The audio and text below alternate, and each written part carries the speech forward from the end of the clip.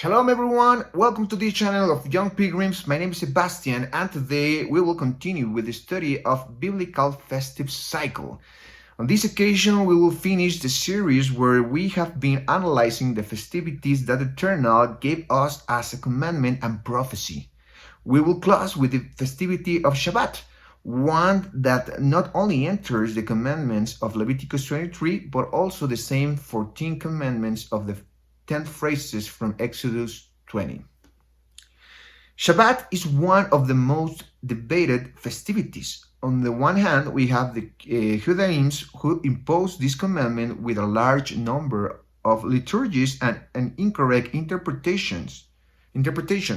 And on the other hand, we have Christianity who totally abolish this commandment and also impose a series of liturgies substituting the true purpose of that day. Before analyzing this festivity, let's see where it comes from. The festivity, as we already said, is not only mentioned in Leviticus 23, but we can also find it in the commandments known as the 10 Commandments in the book of Exodus chapter 20. It is such an important commandment that it is such an important commandment that is together with other as you will not kill and you will not commit idolatry. Even this commandment is mentioned from the beginning. We can find it in Genesis chapter 2 from the verse 2 to the 3 and there we see that Eternal rested that day, set it apart and blessed it. With this, we understand the great importance that even the Creator himself lived that festivity. On the other hand, from the beginning, we see that is a commandment that not only applies to a group of people, but all humanity. Going back to Leviticus 23, in the verse 2 and 3, we read the following. Speak to the Israelites and say to them, there are my appointed festivities, the appointed festivities of the Eternal, which you are to proclaim as sacred assemblies. There are 6 days when you may work, but the 7th day is day of Shabbat rest, a day of sacred assembly. You are not to do any work. Wherever you live, it is a Shabbat to the Eternal. The first thing we read here is that the Shabbat is taken as the first festivity and is considered a holy convocation. As we have already studied, this refers to a day set apart, away from daily activities and focus on the study and reflection of writing of the Bible. We also see that it's established on a specific day, which is the 7th day of the week. It is important to remember that the week that Eternal established begins on Saturday night and ends on Saturday sunset. So this day of Shabbat corresponds from Friday sunset to Saturday sunset, and not Sunday as the church keeps today. This thing of the church, is a total rebellion towards the Creator, which was established this day of Sunday, established by the Emperor Constantine in the 1st century. He established also the foundation of Christianity religion and the worship of the cross. Another important thing is that this festivity will be kept every week. With this, we can see the importance of consecration to Father, not only on certain occasions, but always.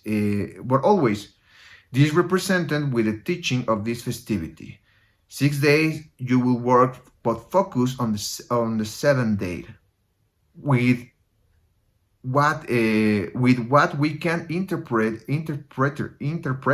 that although we are in this work, which we have to work with our flesh, our focus has to be on the rest of reflection. Focus on the rest and reflection of our spirit through the word. Through the word and example of Yeshua, who lead us to redemption, to eternal redemption in the Father. Another important thing, or another important part in the writing in the Bible, where this festivity is mentioned, is the book of Numbers, chapter 15, verse from 32 to 36.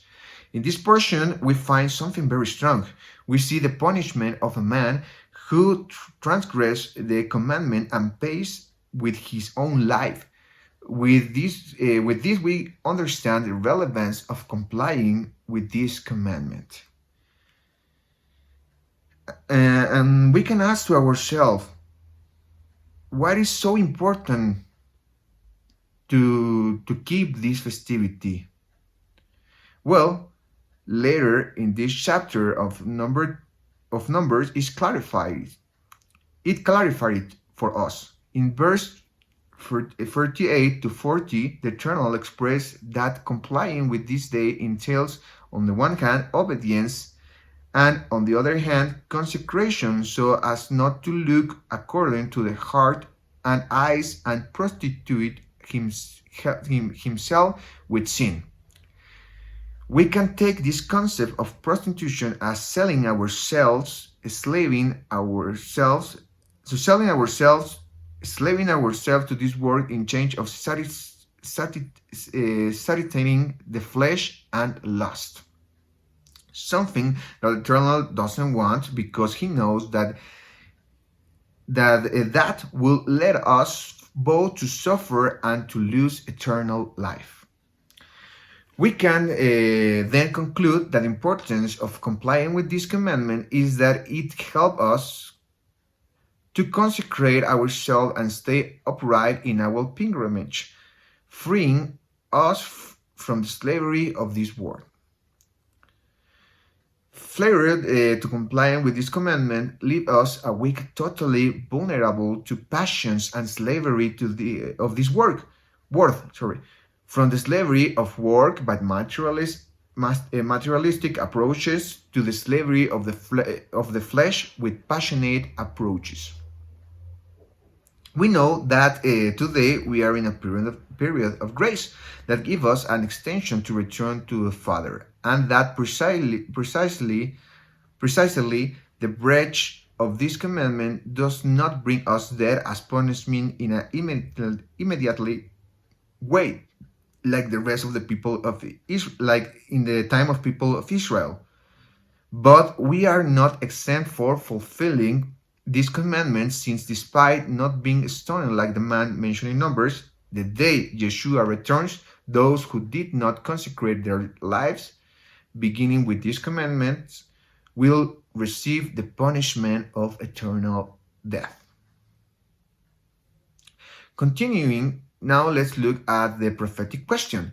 Like the rest of festivity, this one has prophetic shadows, and we could say that it has the largest shadow of all, since the rest of the festivities are included in it.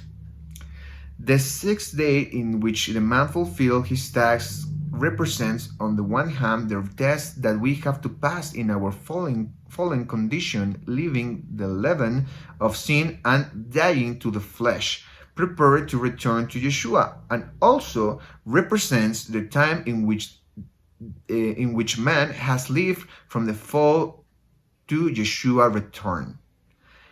An equal time full of trials, and where the festivities of Pesach, Matzot, Bikri, Shabat, Yom Teruah, and Yom Kippur have been fulfilled and will be prophetically fulfilled, as we have already studied in the past festivities of past videos. The seventh day represents the passage to eternity. That time where consecrated persons who have the covering of Yeshua will be collected as the last fruits and will inhabit the celestial dwellings that Yeshua is preparing, passing to eternity in the Father, as we already studied in Sukkot and Shmini Atzeret festival.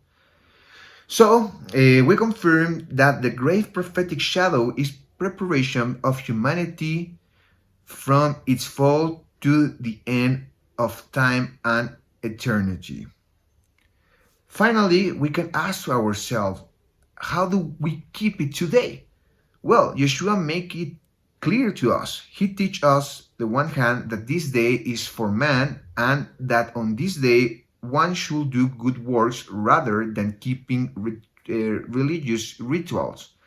Doing good is as much good for us, studying the scripture, the Bible, more in deep and resting physically, as well as doing good for others, sharing the word, the Bible, with them and helping them if they have any need.